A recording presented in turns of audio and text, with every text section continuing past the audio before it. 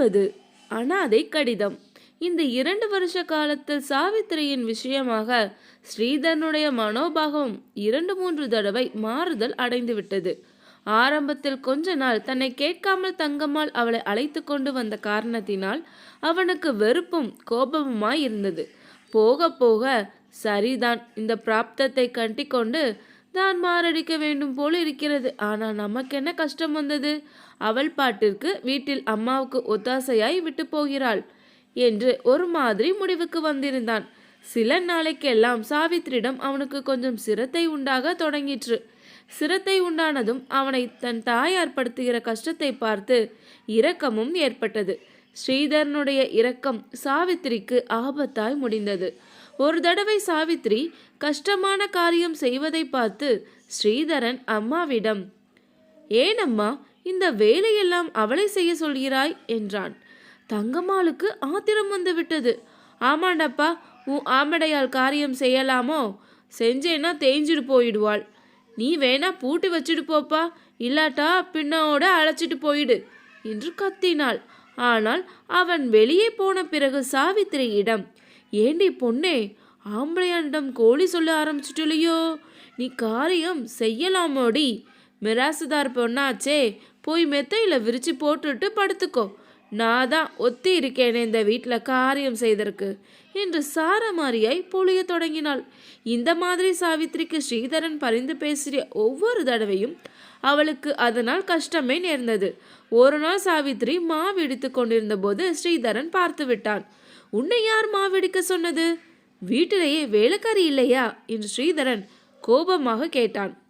சாவித்திரி அவனுடைய கோபத்தை தணிக்கும் நோக்கத்துடன், அம்மா தான் இடிக்க சொன்னாள் என்று சொல்லிவிட்டாள். ஸ்ரீதரன் அம்மாவிடம் போய், இது என்ன அம்மா நான்சென்ஸ், இவளை என்னத்துக்காக மாவு இடிக்க சொன்னாய் என்று கேட்டான். அப்படி சொல்லு தடிகை என்றாள் தங்கம்மாள்.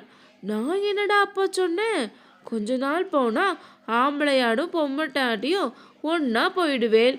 நான் தான் நான்சென்ஸ் போயிடுவேன் சொன்னேனோ இல்லையோ? என் வாய் பழிச்சுதா என்று கூச்சலிட்டாள். பிறகு சாவித்திரியை கூப்பிட்டு, ஏண்டி பொண்ணே, நானாடி உன்னை மாவிடிக்க சொன்னேன், என் மூஞ்சியை பார்த்து சொல்லுடி என்று கேட்டாள். சாவித்திரி பயந்து போய் பேசாமல் இருந்தாள். பாத்தியலுடா கள்ளி முடிக்கிறத என்றாள் தங்கம்மாள். ஸ்ரீதரனுக்கு ரொம்ப கோபம் வந்துவிட்டது. ஏண்டி போய் சொன்ன என்று சாவித்திரியின் கன்னத்தில் ஒரு அறை அரைந்து விட்டு போய்விட்டான். சாவித்திரி அழுது கொண்டே மாவு இடிக்க தொடங்கினாள். தங்கம்மாள், என் பிள்ளைக்கும் எனக்கும் ஆகலாம் இருக்க வந்துட்டியடியம்மா. மகராசி, என்ன சொக்குப்பொடி போட்டிருக்கியோ, என்ன மருந்து இட்டிருக்கியோ, நான் என்னத்தை கண்டேன் என்று புலம்ப தொடங்கினாள். இந்த நாளில் சாவித்திரி சரியான வழியில் முயற்சி செய்திருந்தால் ஒருவேளை ஸ்ரீதரனுடைய அன்பை கூட பெற்றிருக்கலாம். ஆனால் அந்த சரியான வழி அவளுக்கு தெரிந்திருக்கவில்லை. மாமியாரை திருப்தி செய்வதுதான் கணவனை திருப்தி செய்யும் வழி என்று அவள் நினைத்தாள். அவன் பகலில் எப்போது வீட்டுக்கு வந்தாலும் அவள் அடுப்பங்கரையில் ஏதாவது காரியம் செய்து கொண்டிருப்பாள். இரவில் அவன் வரும்போது அவள் ஒன்று பகலெல்லாம் உழைத்து அழுப்பினால் படுத்து தூங்கி போய்விடுவாள். அல்லது மாமியார் சொன்னது எதையாவது நினைத்து அழுது கொண்டிருப்பாள். சனியன் எப்ப பார்த்தாலும் ஒரே அழுகைதானா, மூதேவி வீடை என்று ஸ்ரீதரன் எரிந்து விழுவான். இதனால் அவளுடைய அழுகை அதிகமாகும். ஸ்ரீதரனுடைய வெறுப்பும் வளரும். சாவித்திரி ரொம்பவும் அழுது விசிரிக்கும் சமயத்தில் ஸ்ரீதரன் அது சகிக்காமல், ஏண்டி அம்மா, இந்த பீடையை உன்னை யார் அழைச்சிட்டு வர சொன்னா? நான் தான் வேண்டான்னு முட்டிட்டு இருந்தேனே, ஊருக்கு அனுப்பிச்சு தொலைச்சிட்டு மறு காரியம் பாரு என்பான். அவன் தாயார், ஆமாண்டாப்பா, என் பெயரில் தப்பு தான், என் புத்தியை விளக்கமாத்தால அடிச்சுக்கணும். ஆனால் இப்போ என்ன முழுகி போச்சு? இவளுக்கு என்ன கடுதாசி எறிய தெரியாதா? உனக்கு அந்த காலத்தில் 8 நாளைக்கு ஒரு கடுதாசி எழுதிட்டு இருந்தாலே, அப்பாவுக்கு கடுதாசி எழுதி அழைச்சிட்டு போக சொல்லட்டுமே என்று பதில் சொல்வாள். இத்தகைய நிலைமையில்தான் சாவித்திரி கர்ப்பமானாள். இதனால் அவளுடைய மனதில் ஒரு புது உற்சாகத்துடன் குதூகலம் உண்டாயிற்று. இனிமேல் தனக்கு இந்த வீட்டில் அதிக கௌரவம் கிடைக்கும், புருஷனும் மாமியாரும் முன்னை விட பிரியமாய் இருப்பார்கள் என்று ஆசையும் எழுந்தது. கூடிய சீக்கிரத்தில் இந்த ஆசை நிராசையாயிற்று. ஸ்ரீதரனுக்கு சில புதிய கஷ்டங்கள் அப்போது ஏற்பட்டிருந்தன. சில காலமாகவே ஸ்ரீதரனை அலட்சியம் செய்ய தொடங்கியிருந்த ஜூசி அப்போது பகிரங்கமாக அவனை நிகாரிக்க தொடங்கினாள். அது மட்டுமல்ல, 50,000 ரூபாய் பணம் கொடுக்காவிட்டால் அவன் மேல் கேஸ் போடுவதாக பயமுறுத்தி கொண்டிருந்தாள். பாங்கில் அவனுடைய வேலை திருப்திகரமாயில்லை என்று மேலதிகாரிகள் கருதி அவனுடைய சம்பளத்தை குறைத்து விட்டார்கள். இந்த கோபத்தை எல்லாம் ஸ்ரீதரன் பேதை சாவித்திரியின் மேல் காட்டினான். தங்கம்மாளுக்கோ ஏற்கனவே இருந்த கொதைகள் எல்லாம் போதாதென்று வளகாப்பு சீமந்தம் பண்ணவில்லை, சம்பு சாஸ்திரி கடுதாசி கூட போடாமல் இருக்கிறார் என்ற குறையும் சேர்ந்து கொண்டது. ஆகவே நாளுக்கு நாள் சாவித்திரியின் கஷ்டங்கள் அதிகமாகிக் கொண்டு வந்தன. இவ்வளவு கஷ்டங்களுக்கும் வேதனைகளுக்கும் இடையில் சாவித்திரி தன்னுடைய மாமனார் ஒருவரை தான் நம்பியிருந்தார். அந்த வீட்டில் தன்னிடம் பச்சாதாபப்படுகிறவர் அவர் ஒருவர்தான் என்றும், ஏதாவது ஆபத்து என்றால் அவர்தான் தன்னை காப்பாற்றக்கூடியவர் என்று எண்ணியிருந்தாள். அவர் இந்த மாதிரி தன்னை தனியாக ரயிலேற்றி அனுப்பிவிட சொன்னார் என்றதும் அவளுக்கு இனிமேல் என்ன இருக்கிறது என்று தோன்றிவிட்டது. குழந்தை பருவத்திலிருந்து அவளுக்கு பகவானிடமிருந்த அசையாத நம்பிக்கையும் தளர்ந்து விட்டது. சுவாமியாவது பூதமாவது எல்லாம் பொய்தான் போலிருக்கிறது என்று எண்ணலானாள்.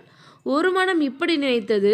ஆனால் அதே சமயத்தில் சாவித்திரியின் இன்னொரு மனம், நிஜமாகவே நாம் நெடுங்கரைக்கு கிளம்பி போகிறோமா என்று குதூகலத்தால் துள்ளி குதித்தது.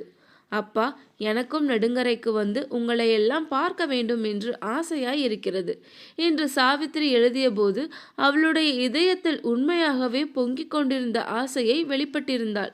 கர்ப்பஸ்திரிகளுக்கு மசக்கை வரும் என்றும் சில பொருட்களின் மேல் பிரத்யேகமான ஆசை உண்டாகும் என்று சொல்கிறார்கள் அல்லவா? சாவித்திரியின் மசக்கை அவளுக்கு நெடுங்கரைக்கு போக வேண்டும் என்று அளவில்லாத ஆசை கொள்ள செய்தது. நெடுங்கரையில் தன்னுடைய வாழ்க்கையை நினைத்தாலே அவளுக்கு இப்போது சந்தோஷமாய் இருந்தது. அந்த காலத்தில் அவள் அங்கே பட்ட கஷ்டங்களையும் அனுபவித்த துயரங்களையும் அடியோடு மறந்துவிட்டாள். நெடுங்கரையை பற்றிய சந்தோஷமான ஞாபகங்கள் மட்டும் அவள் மனதில் இப்போது இருந்தன. நெடுங்கரை வீதிதான் எவ்வளவு அழகாயிருக்கும்! வாசலில் தென்னை மரங்களின் நிழல் எவ்வளவு குளிர்ச்சியாய் இருக்கும்! அந்த வீதியில் வெல்வண்டி பூட்டி வரும்போது மாடுகளின் சதங்கை ஜில் ஜில் என்று சந்திப்பது எவ்வளவு இனிமையாயிருக்கும்! ஆகா, நெடுங்கரை வீட்டை எப்போது பார்ப்போம்? முன்பு போல் மறுபடியும் எப்போதாவது அப்பாவின் பஜனைக்கு புஷ்பம் எடுத்து கொண்டு வருவோமா? மாலை தொடுத்து படங்களுக்கு போடுவோமா? அப்பா, அப்பா, நீங்கள் பஜனை பண்ணி நான் மறுபடியும் கேட்பேனா? சித்தி, உன் கையால் சாதம் பிசைந்து போட்டு நான் சாப்பிடுவேனா? ஐயோ சித்தி, உன்னை என்னவெல்லாம் பாடாப்படுத்தி வைத்தேன். உன் வயிற்றெழுச்சலை கொட்டிக்கொண்ட பாவம்தான் இப்படி என்னை படுத்தி வைக்கிறதோ? சாவித்திரி இவற்றையெல்லாம் எண்ணமிட்டாள். தங்கம்மாளுடன் ஒப்பிடும்போது மங்களிடம் தன்னிடம் அபாரமான பிரியம் வைத்திருந்ததாக சாவித்திரிக்கு தோன்றிற்று. ஆகவே அவள் அப்பாவுக்கு தன்னை வந்து அழைத்து போகும்படி கடிதம் எழுதிய போது அடங்காத ஆர்வத்துடன் தான் எழுதினாள். தன்னுடைய கடிதங்களுக்கு பதில் வராததால் அவள் அடைந்த ஏமாற்றத்திற்கு அளவில்லை. ஒருவேளை கடுதாசி போய் சேர்ந்திராதோ? அப்பா ஒருவேளை ஊரில் இல்லையோ? அல்லது அவர் சரியாய் விலாசம் எழுதாதபடியால் அவருடைய பதில்தான் இங்கே வந்து சேரவில்லையோ என்ற எண்ணதெல்லாம் எண்ணிக்கொண்டிருந்தாள். ஒவ்வொரு சமயம் சாப்பாட்டை கட்டிக்கொண்டு நெடுங்கரைக்கு பறந்து போய்விடலாமா என்று அவளுக்கு தோன்றும். இத்தகைய மனோநிலையில் அவளை ரயிலேற்றி ஊருக்கு அனுப்பிவிடுவதாக சொன்னபோது என்ன இரக்கமற்றவர்கள் இருவர் என்று வெறுப்பும், தனியாய் போக வேண்டுமே என்ற துணுக்கும் அவள் அடைந்தாலும் மனதின் ஒரு பக்கத்தில் சந்தோஷமும் இருந்தது. ஊருக்கு கிளம்பும் நேரம் ஆக ஆக அவள் உற்சாகம் அதிகரித்தது. சாவித்ரி மாமனார் விஷயத்தில் தான் ஏமாற்றம் அடைந்ததாக எண்ணியதை மட்டும் சரியல்ல. உண்மையில் ராஜாராமையர் சாவித்திரியின் மேல் இரக்கம் கொண்டு அவள் ஊருக்கு போவதாயிருந்தால் போகட்டும் என்று சொன்னாள். தங்கம்மாளின் மேல் வந்த கோபத்தை தம் கையில் இருந்த பத்திரிகையின் மேல் காட்டிவிட்டு அவர் வெளியே போனது கூட சாவித்திரியின் மேலிருந்த கருணையால்தான். கல்கத்தாவிலிருந்து வேறொரு குடும்பத்தால் மறுநாள் சென்னைக்கு புறப்படுவதாக அவர் கேள்விப்பட்டிருந்தார். அதை பற்றி விசாரித்து தகவல் தெரிந்து கொள்வதற்காக தான் அவர் வெளியேறினார். அவர்கள் கேள்விப்பட்டது உண்மைதான் என்று தெரிந்தது. மறுநாள் புறப்படுவதற்கு இருந்தவர்கள் திருநெல்வேலி ஜில்லாக்காரர்கள். ரொம்பவும் நல்ல மனுஷர்கள். ஆஹா, சாவித்திரியை பேஷாய் அழைத்து கொண்டு போகிறோம் என்று சொன்னார்கள். இந்த செய்தியை கேட்டுக்கொண்டு ராஜாராமையர் திரும்பி வீட்டுக்கு வந்ததும் நெடுங்கரை சம்பு சாஸ்திரிக்கு ஒரு கடிதம் எழுதினார். தம்முடைய சம்மந்திக்கு அவர் இதுவரையில் தம் கையினால் கடிதம் எழுதியது கிடையாது. அவர் சாவித்திரிக்கு எழுதிய கடைசி கடிதம், முதல் கடிதமும் இதுதான்.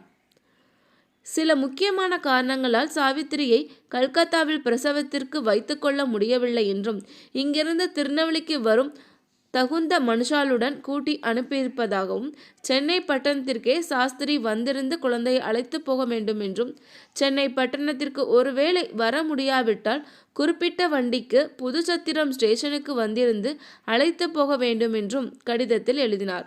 பிறகு தாமே அந்த கடிதத்தை எடுத்துக்கொண்டு போய் தன் கையாலே தபால் பெட்டியில் போட்டார். தபால் பெட்டியின் விளிம்பில் எழுதியிருந்த மணிக்கணக்கை பார்த்துவிட்டு, சரி, இன்று தபாலில் கட்டாயம் போய்விடும் என்று நிச்சயம் செய்து கொண்டு திரும்பினாள்.